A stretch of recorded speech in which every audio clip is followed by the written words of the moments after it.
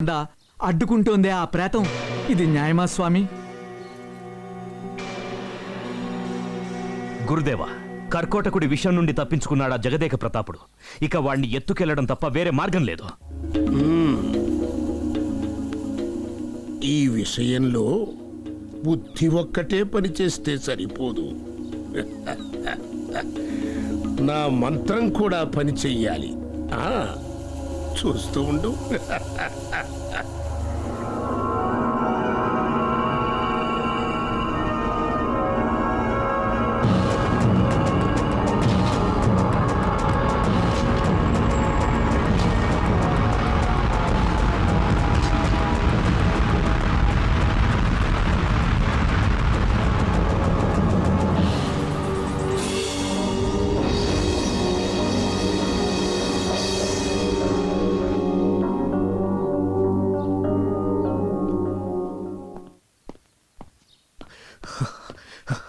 గురుదేవా, మైకంలో ఉన్న జగదేక ప్రతాపుడు విచిత్రంగా మాయమయ్యాడు.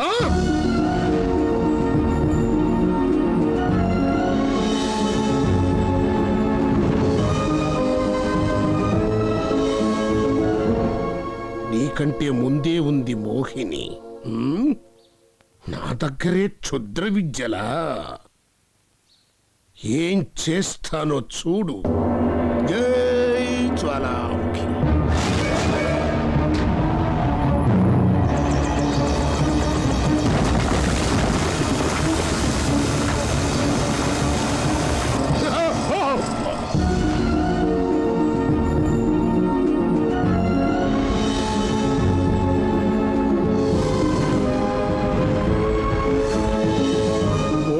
ఒక నాగినిలాగా బుసగొట్టడం మొదలెట్టింది. జై జ్వాలాముఖి. ఇక మాయలాడి నాకు లొంగేటట్టుగా లేదు. మనకింకేంటి దారి? జయంతిని మోసం చేసి పవిత్ర సరస్సుకు పంపిస్తాను. మోహిని చెట్టులో బంధిస్తాను. జై జ్వాలాముఖి.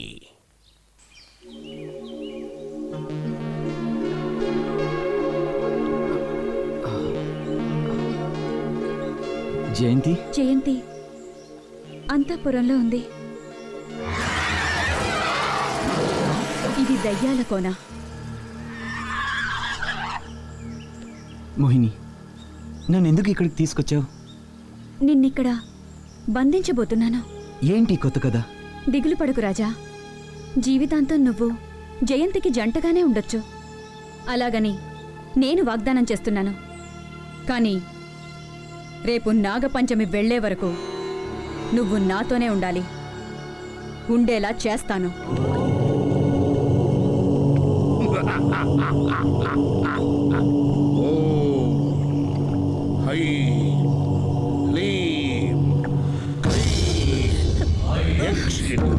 యక్షిణి సర్వమోహిని వసమాయస్వ వసమాయస్వ వసమాయస్వ. నన్ను వదిలే.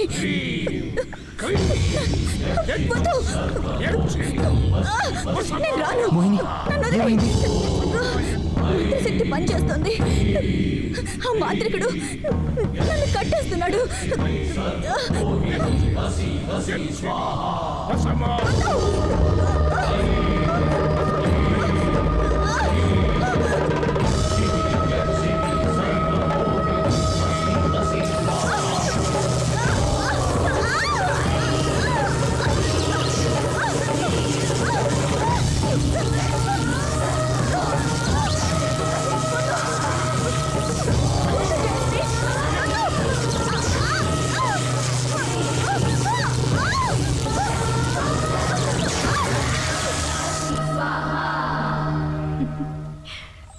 మోహిని, మోహిని, మోహిని, మోహిని, మోహిని, మోహిని, మోహిని, మోహిని.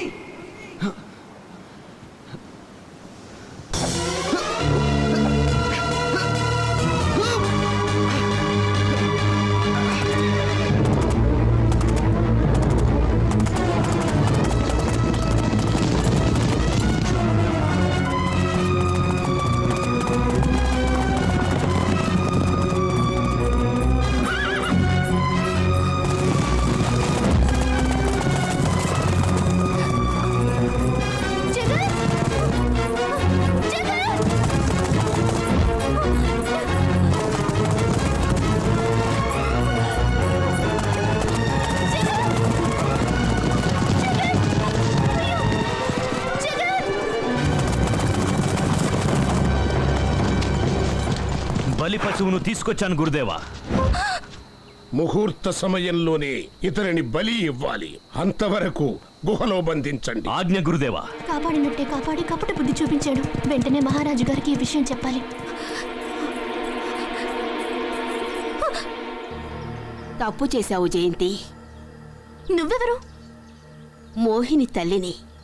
మోహిని మనసు మార్చుకుని రాజాని కాపాడబోతే నువ్వు కథని తారుమారు చేశావే. నీ రాజాను బలివ్వడానికి నిన్ను పావుని చేసి వాడుకున్నాడా దుష్ట మాంత్రికుడు. వాడి మాటలు నమ్మి మోసపోయావే. ఇప్పుడు నేను నా జగన్ని ఎలా కాపాడుకోవాలి? నువ్వు అమ్మవారిని భక్తి శ్రద్ధలతో కొలిస్తే మోహినికి విమోచనం కలుగుతుంది. నీ జగన్ ప్రాణాలతో బయటపడతాడు.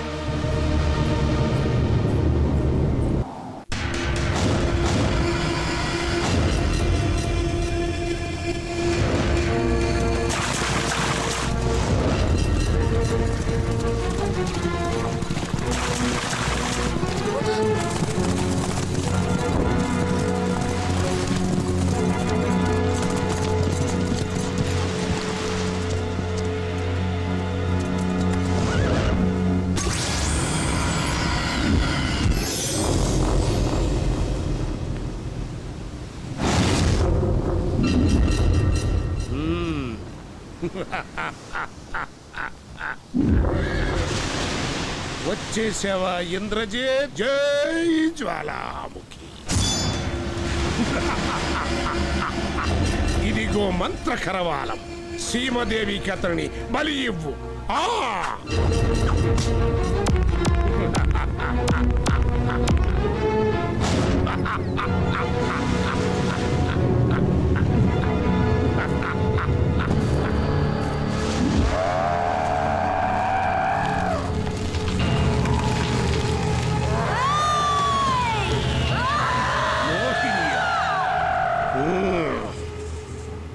ఇంద్రజిత్, నువ్వు అతన్ని బలి ఇవ్వు. నేను దీని సంగతి చూసుకుంటాను.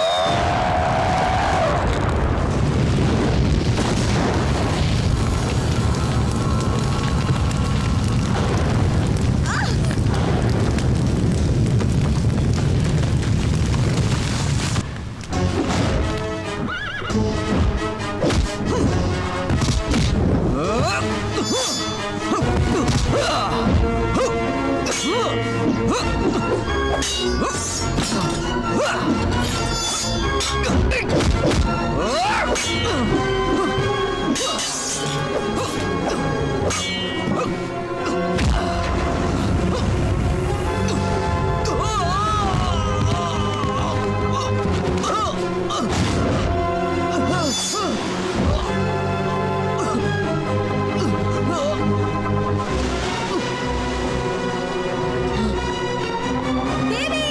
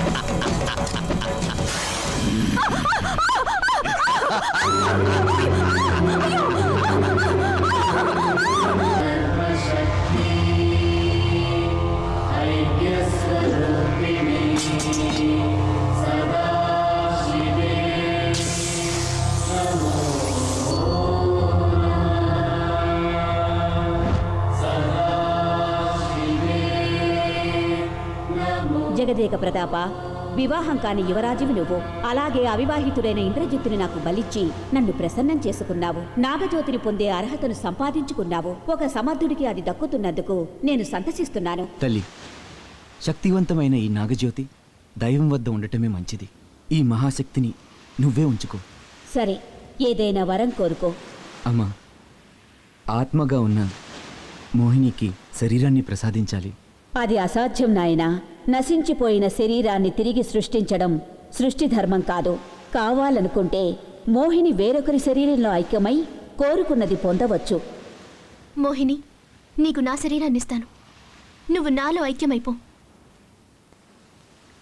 వద్దు జయంతి, నువ్వు రాజా సంతోషంగా ఉంటే అదే నాకు ఆత్మశాంతి. లేదు మోహిని, జగన్తో జీవించే హక్కు మనిద్దరికీ ఉంది. అదెలా కుదురుతుంది? నా శరీరంలో నువ్వు ఐక్యమవడం వల్ల జగన్ శారీరకంగా నన్ను, మానసికంగా నిన్ను ప్రేమించగలడు. అది నిజమే మోహిని.